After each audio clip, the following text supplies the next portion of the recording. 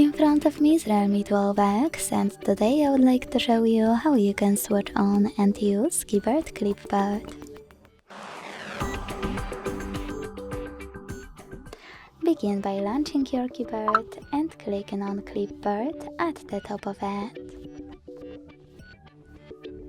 Then use this switcher at the top right corner to activate it. And go back by clicking on this arrow at the top left one. Now to use Clipboard, copy or cut any text. And to paste it, click on it at the top of your keyboard.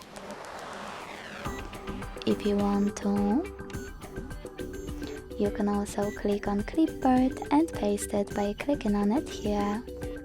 To pin your sentence, use this pen at the top right corner, click on the chosen one and use pin icon. You can unpin it the same way. To get rid of it, tap on the pen, select the sentence and use pin icon next to the pin one. If you wish to disable Clipboard completely, use the same switcher as before. Thanks so much for watching. If you enjoyed this video, leave a like, comment and subscribe. Bye!